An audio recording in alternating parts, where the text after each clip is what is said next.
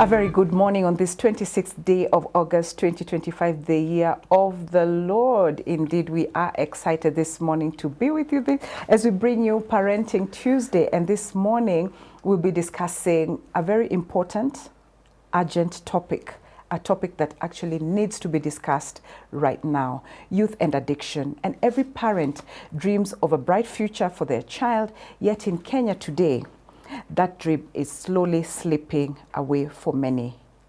Right now, NACADA reports that 1 in 11 young people aged between 15 to 24 is actually abusing drugs. And in our universities as well, the campuses, nearly half of the students are actually abusing substance.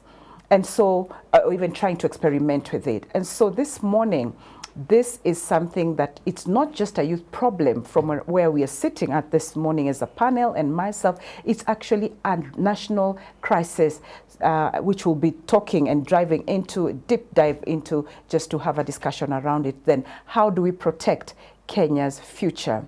Join me on this conversation on 20316 SMS line 0786 316 316. That will be our WhatsApp line. Be part of this conversation. And, you know, if you have any question, let us know. And the experts are here. They'll be answering that.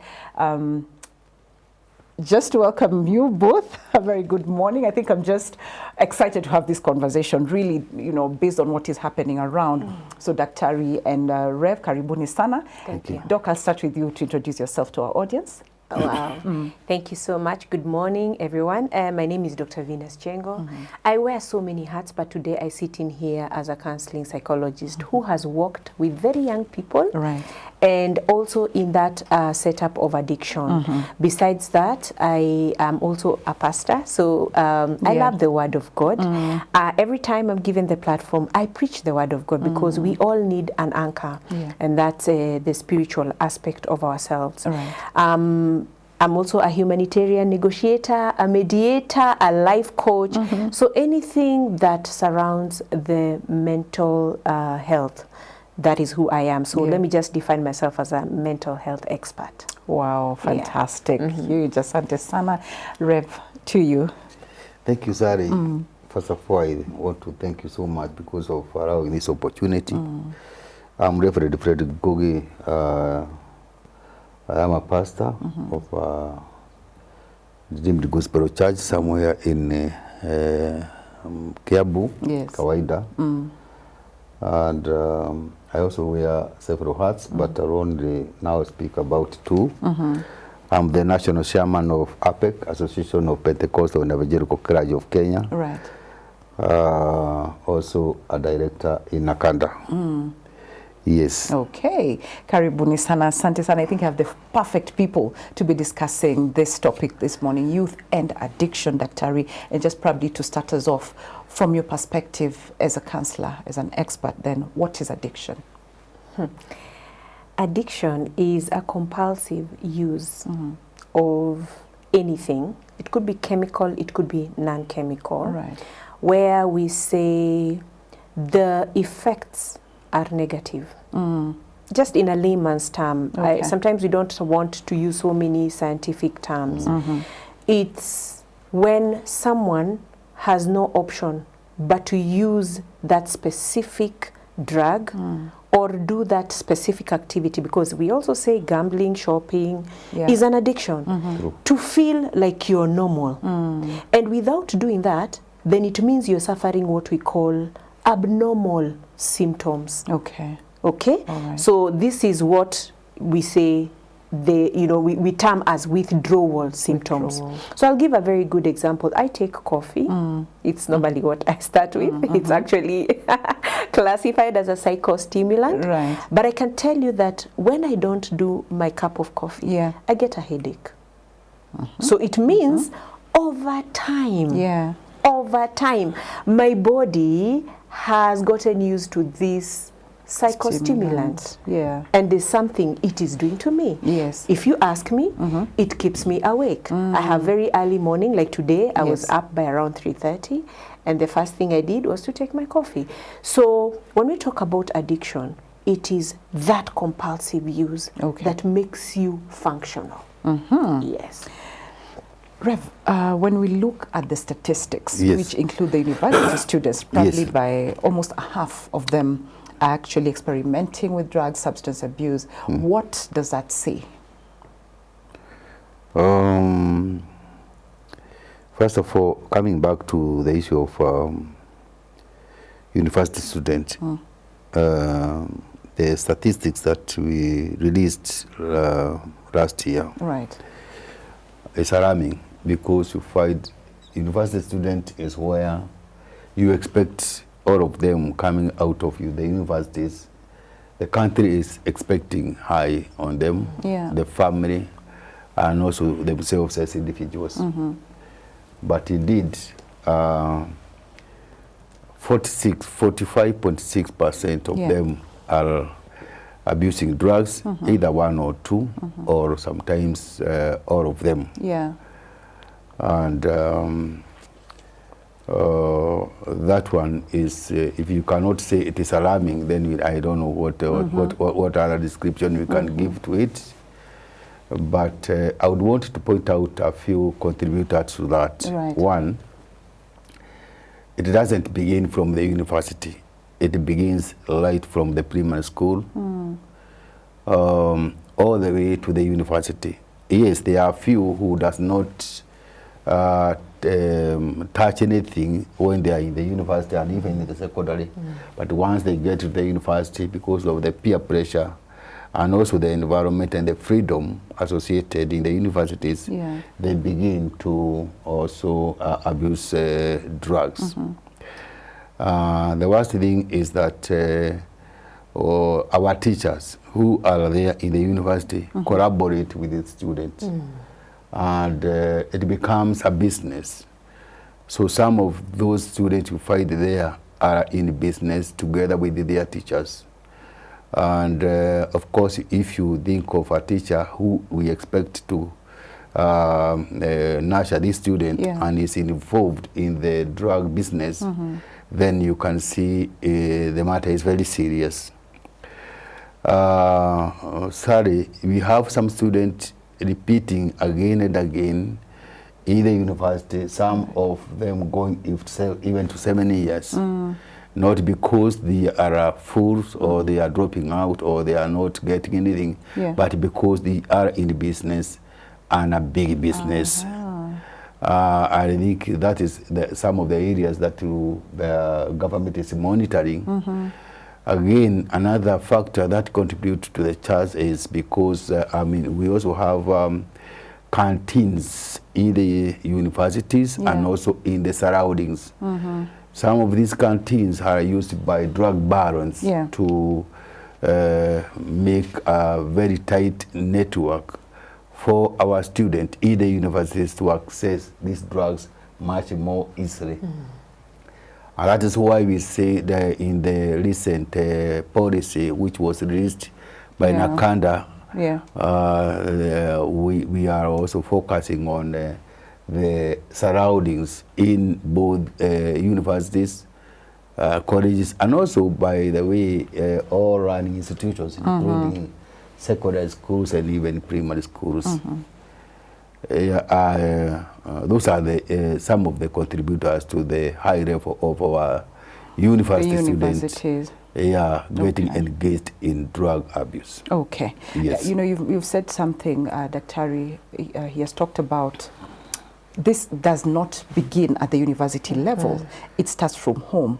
So how does this, just a casual use of something, a substance, then turn into dependency, at that level, at a high level like that? How does it turn into that? When you look at the process of addiction, it's very interesting and it's progressive. Right. And especially when we talk about youth, because a teenager has a very curious mind. At the same time, they go through so many things, including differentiations, which predisposes them to social pressure. So they want to feel like they belong. And it is during this stage that they kind of like keep the family at bay. So for us who are parents, we don't have a voice in their lives. It is their friends who have a voice. Right. During that stage, there's a lot that happens. There's courtship, you know, because of the hormones. There's so much, we are basically looking at transition from childhood into adulthood. And we see a youth going through so many physical changes. So for the boy child, testosterone, for the girl child, estrogen. Right. And that is where now the curiosity gets them to want to experiment, you know, in many spaces, including dating. How does it feel to hold a young girl, you know, as a man? You know, now you're thinking, I'm becoming a man. Then how does it feel also just to smoke? So initially, it starts out of curiosity. Okay. Okay? Then it becomes, it progresses until now it becomes a compulsive, you know, thing. You're addicted. But the starting point is normally just out of curiosity. Okay. Then it becomes an issue of, I fit into this space. When I go to Bishop, it's just like, you know, a Christian. You know, you first want to feel like, how does it feel to be a worshiper? You know? And then you will go into that space and experience it. And if it feels good, you will continue doing what? Going into that place. But now with addiction, the brain is very interesting. Okay, when you look at heroin, heroin is one of the most dangerous drugs. Why? Because you slip into addiction and it kills you. The brain keeps on telling you this is not enough. It asks for more. I want more. Give me more. You know, when you look at obesity, and I'm not saying that, you know, but when you look at some of the spaces that people get in because of overdoing, you find that it is an issue of give me more. There's an expansion happening. There's a demand. So with the youth, it starts just out of that experiment. But what triggers them? Other than just that curiosity, there's a lot of emerging issues when it comes to functional, the functionalities of family, dysfunctionalities. Yes. I'm talking about marriages falling apart. I'm talking about single parenting. And I want to say this to every parent who is under my voice right now. These children notice a lot of things. Okay. When dad comes in drunk, they pick it up. Oh, so if dad is drinking, then it must be And a very in a good, good thing. mood. And they good mood at And that, I'm talking about an 8-year-old, a 5-year-old. He said one thing. It doesn't start at the later stages. No. Most of these things, it's a conditioning in the process. Okay. Where you exposed me to a thought. And then I started looking, being very, every other day. In fact, from Friday, Saturday, Sunday, we don't see dad. Or even mom comes in, and when she comes in drunk, she's so good. She's so, you know, she'll call me sweetie and all that. So this child starts getting conditioned that if you take alcohol, there's a way you become a bit free. So when they get to this teenage, they want to feel like mom and dad. There are some who want to numb feelings, hurtful feelings. Okay. When we talk about abuse, there's a lot of sexual abuse that happens within the family setup. A cousin came in for a sleepover, or a friend came in and they did something that was off. I like what you've said in terms of family and all those things, defilement. It comes from within the family. Yes. And I want to bring you in, Director, in terms of personal experience, because I know you have one in terms of family. Yes. Please speak about your experience, because sometimes, like she said, it is about what the kids see. Yeah. Did your children see alcohol in your family? Where did that come from? Please give us a brief, take us back to that story. Sorry, that one is, it is a testimony that will perhaps open up many people's mind to seeing how they need to deal with their children who are growing up. Let me begin with my experience when we were being brought up, because Dr. has touched an area of where I mean about parenting, which is very important. When we were growing up, we were 9 of us. Wow. 3 boys and 6 girls. And our father was a smoker. And he kept on telling us, get yourself very far from Shanga, drunkenness, you know, any kind of drunkenness, bangi. We did not know even what are those things. Yeah. Bangi, he could mention a few things, yeah, which we did not even actually know. But not one day, he did not even one day condemn smoking cigarettes. And I'm telling you, every time our parents were out, we would all fold newspaper papers, or any paper around, and we would all smoke, including cows. It's what you see. We were practicing because we were seeing him smoke, and he has not condemned smoking. Yes. And when we grew up and we began living our own life, do you know, each one of us, including girls, tasted smoking. Although they did not, continue on. But like myself, I got addicted to smoking. Wow. I continued on. But we did not involve ourselves in all whatever other drugs he was condemning. Yeah. Bangi, changa, drunkenness, you know, we did not, because the voice of the Father was so powerful to us. And it began way back when we were young. Yeah. And I wish he was also condemning The cigarette smoking. We wouldn't touch. Yeah. So coming back now to what Dr. has said, parenting is also a contributor. How you speak to your parent, how you the examples you set to them. Yeah. Also matters a lot. Even if you don't speak anything and you are practicing, maybe you are bringing Muratina there in the house, you are celebrating in a party, you are taking Muratina, you are getting drunk, even your friends are getting drunk there in the house. Children are seeing, whatever age they are, even if they are at the age of 6 or whatever, they are seeing it as a good example. At some point in life, they want to experiment. Right. That's what happens. Okay. Coming back to my own experience, like you have said, Sari, I know where you are pointing. Also, there's a way you can also bring up your children very, very nicely. As a Christian, and you don't even drink, you don't even set any bad example. But at some point, you find children acting out. How does it happen? I know Dr. knows because he's a psychologist. Because there are also out there people who are also drinking in the streets. Yeah. And they are staggering around, they are speaking funny things out there. Even there are also school-going children who are also perhaps abusing alcohol or any drug. So these children, even if they have been brought up in a Christian setup and they have never seen their parent consuming or abusing alcohol or any other drug, they get involved. I'm saying this because people might be blaming parent whenever they find their children getting addicted or abusing drugs.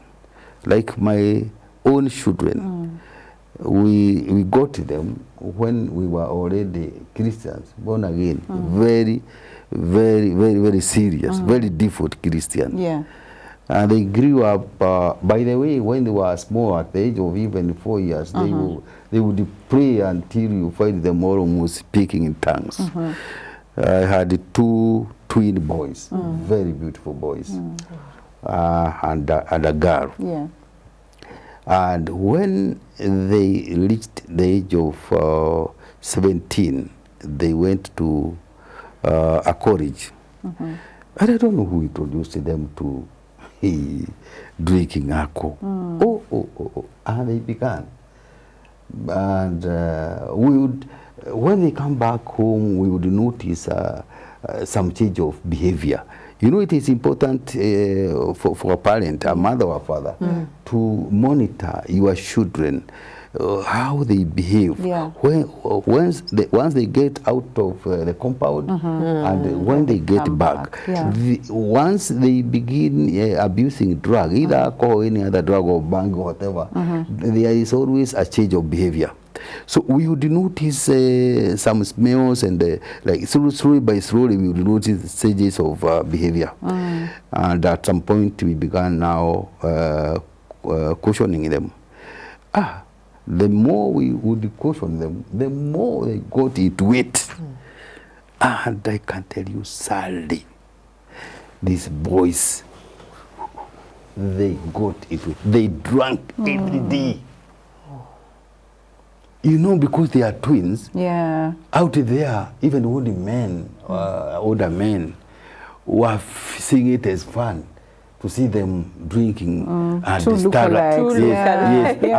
and staggering back home. You know, they would laugh and they are very happy about it. So my boys got addicted. And they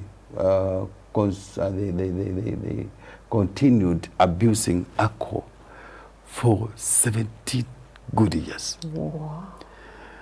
My wife was crying every day. It was a pain. There are times they would come, they would try to come back home drunk, and they are not able to get home. They are so drunk, they fall into a trance. Sometimes it is even raining. Neighbors calls either mother or myself, and the mother goes and look for some Buddha guys to bring them home. There are times we would even take them to hospital because they are, you find them almost unconscious. They blacked out almost. Yes. And sadly, it was terrible. We went through hell. They would even pick things from the house. Oh no. Even the most precious ones. So furious. So at that Radios, point- TVs, gas cookers. Wow. There are times I had begun a pig project a little bit away from home. Before I knew it, there was not a single pig. Why? Because they would go with a Buddha gentleman. They have already found a market.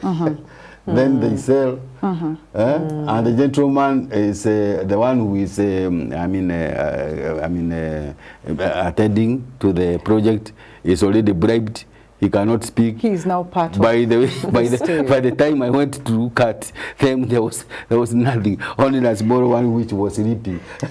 You know, right now Yes. we are actually laughing, but this is it's serious. It hurts. You know, as a parent, I'm sure it deeply hurts and everything. Because of time, I think we're going to take a very short break. But as we come back, Daktari, from what Rev has talked about in terms of the signs, probably we may want to know what are those. How can we recognize those signs that a young person is actually struggling with drugs? And please keep sending in your questions, your feedback. Let's interact on 20316 SMS line or 0786316316. That is our WhatsApp line. And remember, to be a partner, then you can do that by sending the word partner to the same number, 20316, SMS line 0786316316, and we'll be able to reach out to you and guide you on how to go about it. Reverend was talking about how his children got hooked into, alcohol, Daktari, but then he talked about some telltale signs that they could see or recognize at the time. Probably for the sake of our audience again, what are those signs as parents we need to look out for? Let me say this as a disclaimer. We all know our children. So the number one key sign is to look for what is off. If your child is a happy-go-lucky kind of child, very jovial at all times, I would want you to question when that child goes on a low. Okay. If your child is a social person, I would want you to question when that child begins to isolate themselves, and the opposite is true. Okay. So what I just want us to use, first of all, as a cue is what is abnormal in the behavior of this child, because that is normally the number one signs. He talked about his children just first of all going off, like they come back home and they're thinking, what is not happening with these children? So that is also a call to action for the parents out there.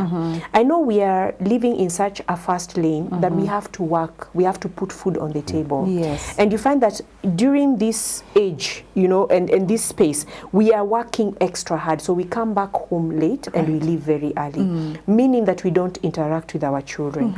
But generally, in terms of the physical symptoms, the first thing is you would notice there's either an increased appetite or a decreased appetite. So we are talking about your child losing weight or your child overeating. That is one of the signs.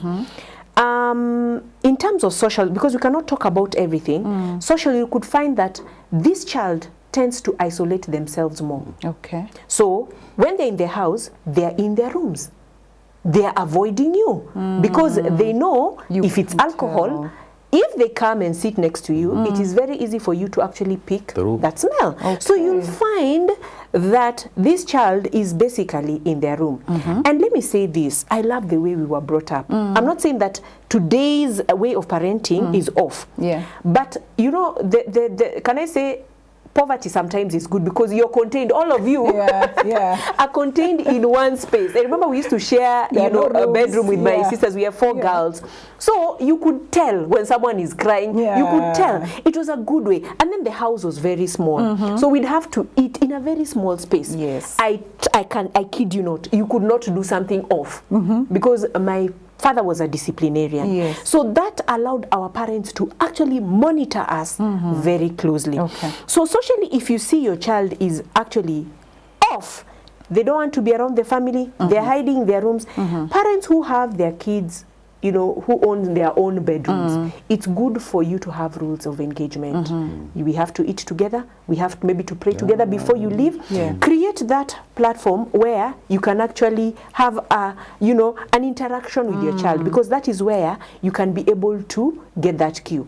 If your child is in campus, like he said, and you're in a space where you can either live together and come back home together, have that as a rule, because at the end of the day, you will keep your child in check. Now, when chemicals get into the brain, they interfere with what we call neurotransmission, and that is how the brain communicates. And you find an individual having very unique behavior. They can begin to see things. They can begin talking to things. They can even begin scratching themselves because in their brain is interpreting, you know, some things crawling under the skin.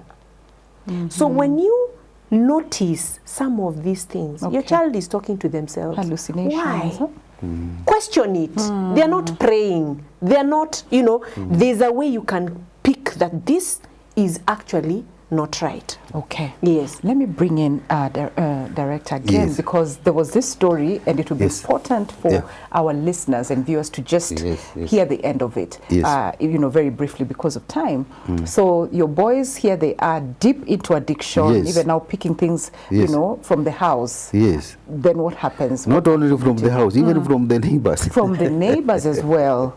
Had said, you know, because they would want to get something to sell so that they can continue on drinking, because they are already addicted.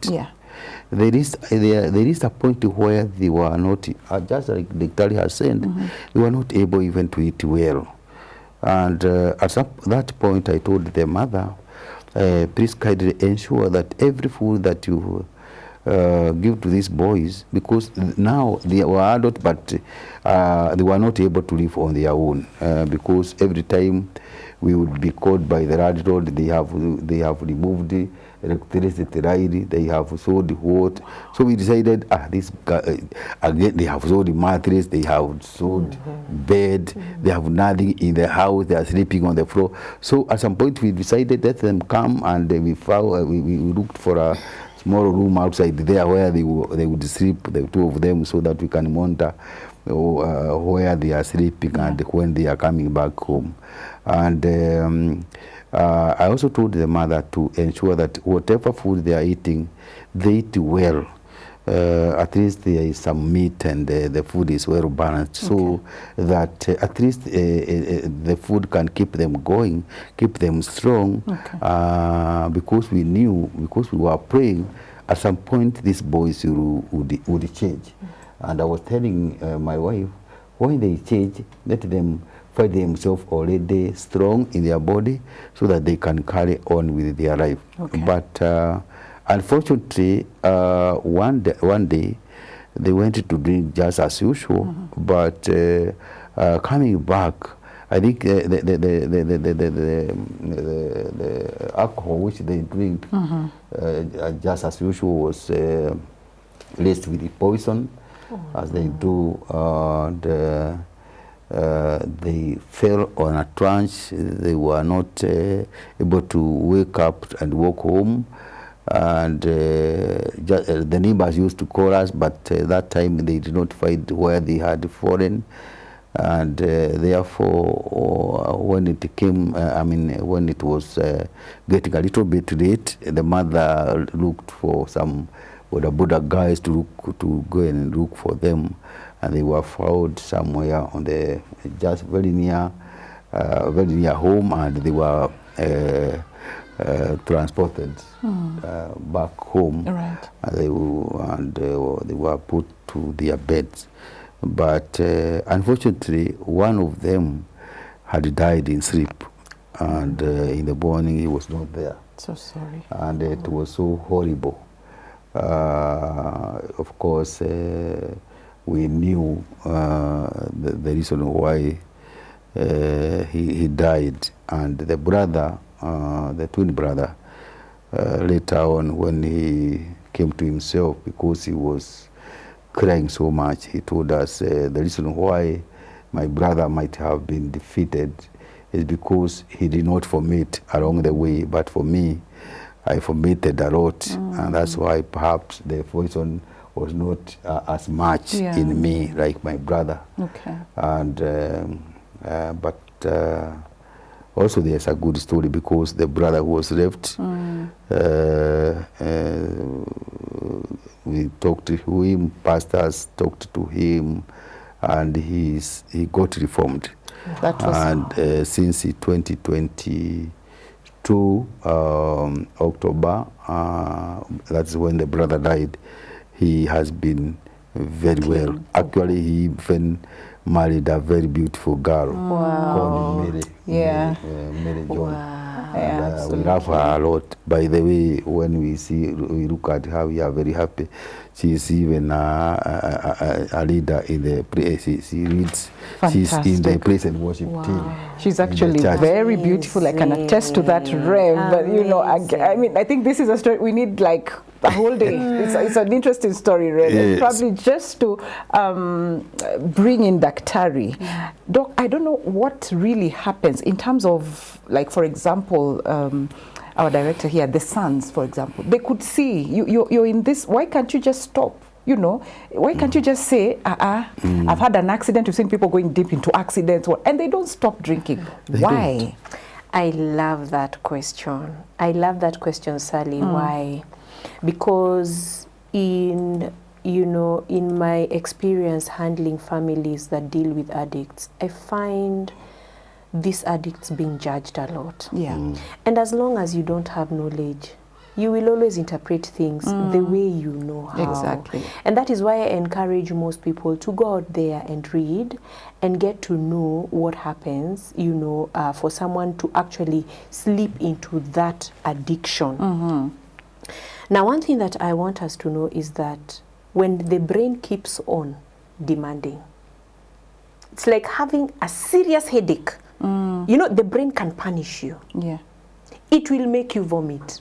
It will make you lack sleep. It will make you, like, I'll give you a good example. People who take sleeping pills often. Do you know, unless you pop that pill, you will not sleep. The brain will punish you. Why? You're the one who introduced this to me. I used to function very well as the brain until you came and added more strength to me. You showed me that you can assist me. Yes. Yet God in his divine nature has created our bodies in a way that our bodies can do so much. Yeah. But when we start now showing the body that we can help you, the body says, okay, let me take a back seat. You assist me. In those days, let's talk about the Garden of Eden. There was everything. Plants were medicine. But then we started now introducing this contemporary medicine. I'll give you aspirin, I'll give you, and the body is able to do, kind of like, come back to itself. But it keeps on now demanding for that. So when we talk about the addiction space, why people steal? Why people even would, can I say, dress themselves off their dignity? Right. Right. Is because they are being punished by the brain. There's what they experience. There's someone who will just start vomiting through and through, and they don't have any option. I must take this thing. I must take it so that I can now normalize. Remember, we said that for someone to be in that space of addiction, you must now be a compulsive user. Like basically, this drug is controlling your life. You're a slave to it. Whoa. So I will steal so that I go and buy the alcohol so that I can continue functioning. And another unique thing, and probably we'll talk about it, is some of these individuals actually suffer from other mental disorders. And they use the drugs to numb themselves. And when you're talking about youth, let me give a very good example that I had started talking about when it comes to trauma. Take an issue of a girl who has been abused by a classmate. So I'm talking about the usual setup, secondary school. One of the boys raped, or even a boy being raped. There's so much that happens, sodomy and all that. And at home, I cannot go and tell my mom and dad because they have not created that space for us to communicate. So what do? I numb the pain. How am I numbing the pain? I will go smoke weed. I will go look for a drug that just makes me calm but gives me a high feeling. So when I walk into class, I don't care. You get it? I can see this is a person who abused me. Right. But do you know what? My brain is care. dysfunctional, so I really don't care about you. It's about numbing that pain. So unfortunately, I really, it's a sad thing to see families saying that, you're cast, no. Let us understand one thing. The reason why people will destroy even property. I had a child who was, not a child, but a young man who was in campus somewhere in Eldoret. One day he took a machete and he literally destroyed everything in the house. Why? He had already consumed his substance of abuse, So by the time he was doing that, he was just unleashing the anger. Because the parents did not have that platform. So what I want us to understand is people go off. People go off and steal and do all these things because the brain. It is about the brain. Demanding for it. And the brain, now when it gets what it wants, it helps you kind of like deal with the issues that you're trying to deal with. Yes. Dr. allow me to bring, again, Mr. Ngugi, just all this we're talking about, alcohol, fine, alcohol, they're the companies, that's whatever it. Then we have the drug lords, really. There's a cycle of impunity. What is NACADA doing about these drug lords? Because we're actually going for the small fish. We are seeing our kids die. What is happening? We never see the drug lords, the big guys, the big fish, being apprehended, being in court, charged. What is NACADA doing about this? This has been a question from Kenyans from time immemorial. And it's because Kenyans do not really understand how this war is fought. Yes, I want to agree there has been drug barons who have been out there who almost goes scot-free. But this time around, during the presidency of William Ruto, Yes. and you know he does not drink, even his deputy. And he has appointed a very aggressive CS, Kipchumba Murkomen, Right. who is really supporting Nakada Okay. to deliver our mandate.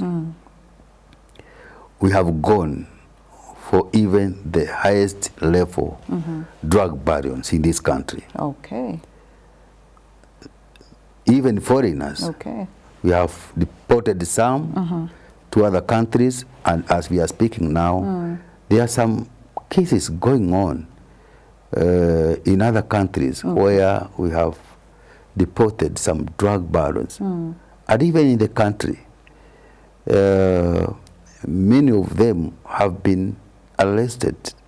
So many things are happening behind the scenes. Only that, you know, when it comes to security matters, there are those things you do not expose. Okay. But they are happening. Yes. But it's important for Kenyans to also know that, because with that, then we know actually Nakada is fighting, Nakada is doing something. Yes. Anyway, at least that's a positive, that there's something being done, you know, and imagine you only have like 4 minutes to go. But I don't want us to end this show without talking about treatment gap, Daktari, for you. Treatment gap, and also briefly, and then Dr. Mr. Ngugi, talk about synthetic drugs, because they're really everywhere. Yes. And all that. Daktari. Now, treatment, first of all, and I say this because I own a rehab, and probably I can even, you know, give an offer right now for anyone who is, for the sake of parents who are struggling with teenagers.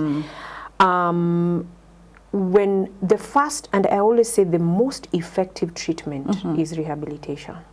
Why am I talking about rehabilitation? It's not to sell the business.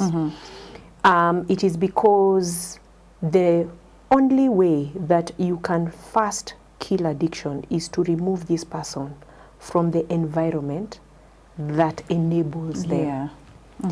Now, remember what I talked about, being in a toxic family, being in a place where you have been abused, being in a place whereby you have been triggered.